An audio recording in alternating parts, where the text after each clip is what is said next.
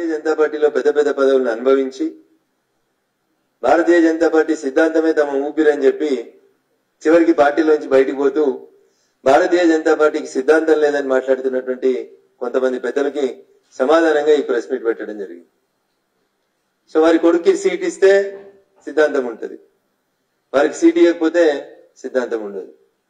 రాగానే తీసుకొచ్చి జాతీయ కార్యవర్గ సభ్యులు చేసి వేదిక మీద కూర్చోబెడితే సీట్ ఉంటుంది. భారతీయ జనతా పార్టీ మంచిది, భారతీయ జనతా పార్టీ సిద్ధాంతం మంచిది.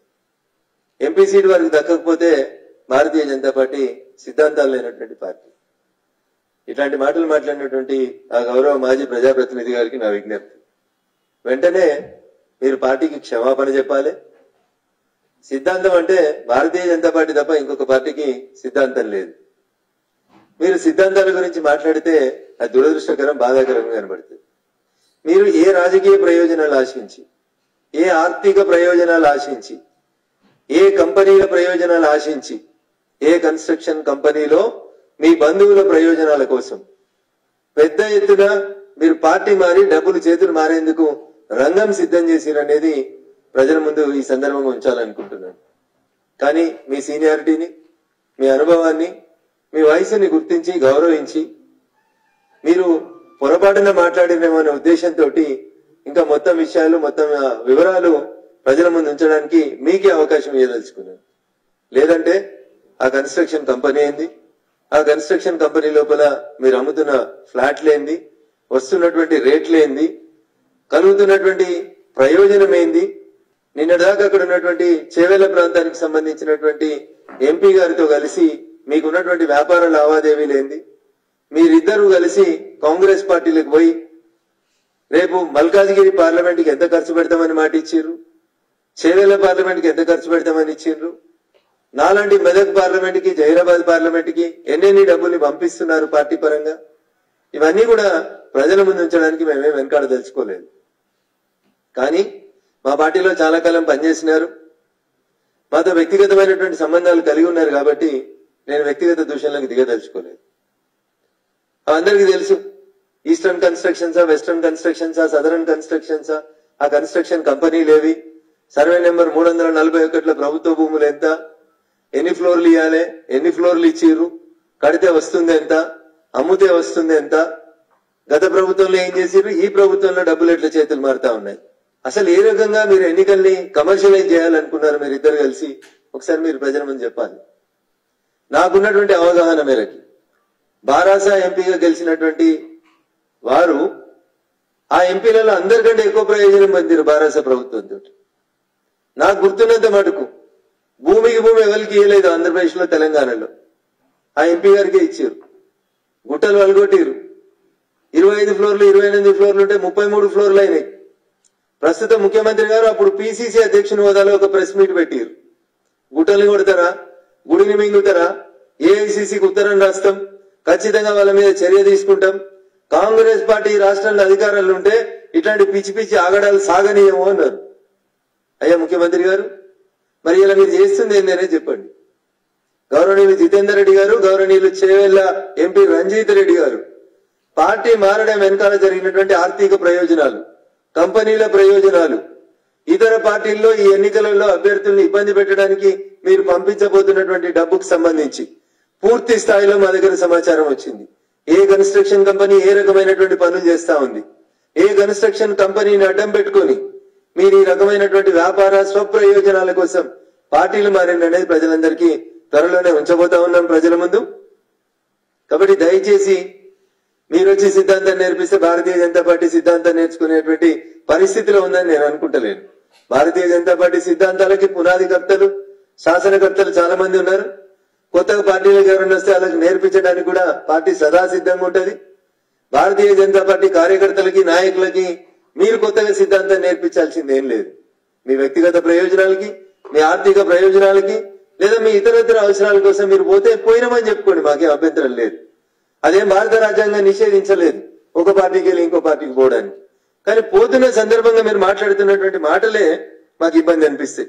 3 నెలల క్రితమే కదా మీ కొడుకు ఒక్కరి పేరే వచ్చింది కదా, అంటే పార్టీ మిమ్మల్ని ఎంత గౌరవించింది. సెకండ్ లిస్ట్ లో ఒకే ఒక ఎమ్మెల్యే అభ్యర్థి పేరు వచ్చింది భారతీయ జనతా పార్టీ ఎమ్మెల్యేలు ప్రకటిస్తే. ఎట్లొచ్చింది?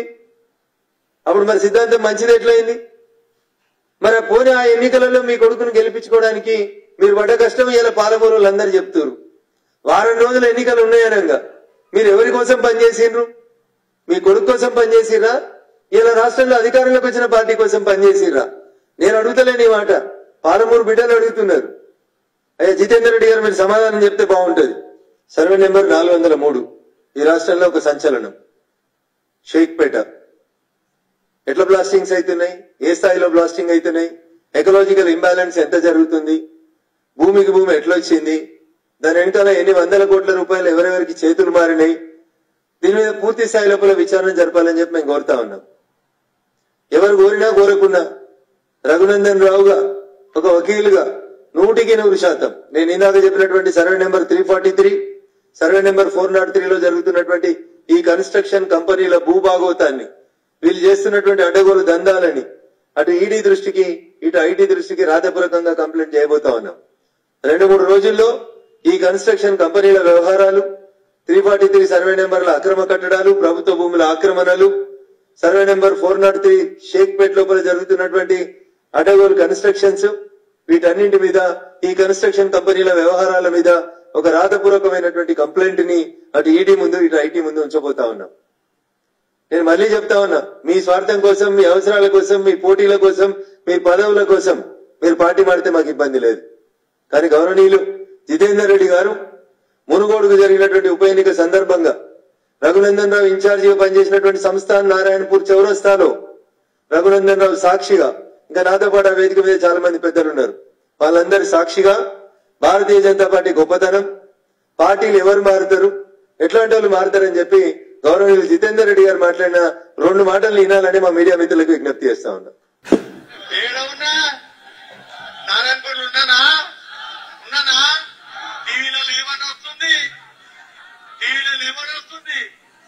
ప్రగతి భవన్ ఉన్నాడట,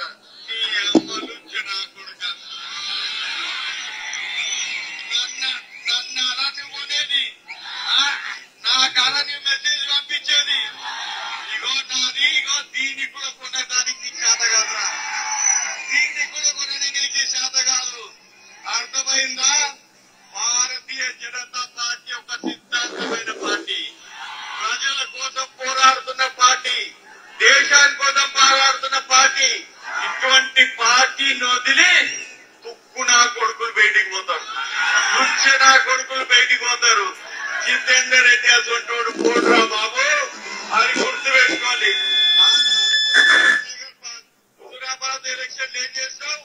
పెద్దరెడ్డిని తీసుకుపోయినావు. అదేవిధంగా ఆయన ఇంకొక ఆయన ఎవరిని నర్సింహులు మోతుపల్లి నర్సింహులు తీసుకుపోయినావు. కాంగ్రెస్ దగ్గర లీడర్ నేర్చుకున్నావు. ఏమన్నా వీకగలిగినవా? ఏమైనా చేస్తావా? ఎంత మెజార్టీతో గెలిపించారు పబ్లిక్? 25,000 మెజార్టీ తోటి. ఇవాళ ఎవరిని తీసుకుపోయినా ఏం చేసినా 50,000 మెజార్టీ తోటి గెలుస్తాడు. ఈ జితేందర్ అన్న ఎప్పుడు వదిలిపెట్టిపోయేటాడు కాదు. మా తమ్ముని ముఖ్యమంత్రి చేస్తా, ముఖ్యమంత్రి చేసిన తర్వాతనే మన ఆలోచన గాని దానికంటే ముందు లేని లేదని చెప్పి తెలియజేసుకుంటూ ఈ అవకాశం ఇచ్చినందుకు పత్రికా విలేకరులారా ఆ టీవీలలో ఇంకనన్నా పనిచేయడం తమ్మి, ఇంకనన్నా పనిచేయండి తమ్మి, నేను ఇలా కనపడుతున్నా అని చెప్పండి. కొద్దిసేపట్లో జితేందర్ రెడ్డి కారు ప్రగతి భవన్లకు వస్తుందట. నా కొడకల్లారా, భారత్ మాతాకి, భారత్ మాతాకి. 2 చేతున్న వాళ్ళు మాత్రమే. ఇది మేమేదో మార్ఫింగ్ చేసిందో మేము తీసుకొచ్చిందో కదనే, ఇది ఆల్రెడీ పబ్లిక్ డొమైన్ లో ఉంది, యూట్యూబ్లలో ఉంది. మునుగోడు ఉప ఎన్నిక సందర్భంగా సంస్థాన్ నారాయణపూర్ లో గౌరవనీయులు జితేందర్ రెడ్డి గారు మాట్లాడినటువంటి మాటల్ని మీకే చెప్పిండన్న. పత్రికా విలేకరులారా రాయండ్రి, వినుండ్రి. నా కారు ప్రగతి భవన్లకని పోతుందని రాస్తారు, ఇట్లా చూపించి వెంట్రుగా కూడా నన్ను కొనలేరు అని చెప్పిండు. మరి ఇలా వారు ఏమన్నారు, భారతీయ జనతా పార్టీని ఎవరు వదిలిపెడతారని కూడా వాళ్ళు చెప్పారు. వారు మాట్లాడిన పదాలు నేను మాట్లాడడం నాకు అంత శోభియది కానీ పోతున్న సందర్భంగా వారు ఆ రకంగా మాట్లాడడం అనేది బాధాకరం. దీని వెనకాల 100 కోట్ల రూపాయల చేతులు మారుతున్నాయి. ఆ 100 కోట్ల రూపాయలు వీరి వ్యాపార ప్రయోజనాలకు వాడుకొని వాటిని తీసుకొచ్చి ఈ రోజు కాంగ్రెస్ పార్టీ నుంచి పోటీ చేస్తున్నటువంటి పార్లమెంట్ అభ్యర్థులకి ఈ డబ్బుని డిస్ట్రిబ్యూట్ చేసేటువంటి కార్యక్రమాన్ని ప్రారంభించబోతున్నారు. దీని మీద మాకు స్పష్టమైన సమాచారం ఉంది. కాబట్టి ఈ కంపెనీల మీద 100% 2-3 రోజులలో రాతపూర్వకమైనటువంటి కంప్లైంట్ ని ఈ దేశంలో ఆర్థిక నేరాలను ఇన్వెస్టిగేట్ చేసేటువంటి ఈడీకి, ఐటీకి, ఇతర ఏజెన్సీ కూడా ఇస్తాం.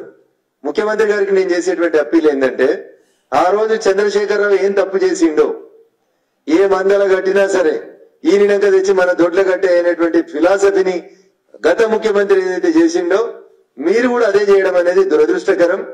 మీరే రాసిర్రు మీ చేతులతోటి, మీరే మీడియాతో చెప్పారు. ఆ జూబ్లీ హిల్స్ పక్కన గుట్టను గులగొట్టుడు అన్యాయం, బ్లాస్టింగ్ చేసుడు అన్యాయం, గుడిని మింగుతుడు అన్యాయం, ఎక్కతక్క ఫ్లోర్లు తెచ్చుకుంటారు అన్యాయం. ఈయన అధికార పార్టీ ఎంపీ ఉండి ఈ కుంభకోణం చేసిండు, ఆ కుంభకోణం చేసిండు అని చెప్పారు. అన్న మర్చిపోయినా ఇంకా మీకు. మన స్పీకర్ గారు ఒక ప్రెస్ మీట్ పెట్టిర్రు నామినేషన్ వేసినాక. ప్రస్తుత speaker, BRS Chevella MP has been involved in a fodder scam worth of 500 crores.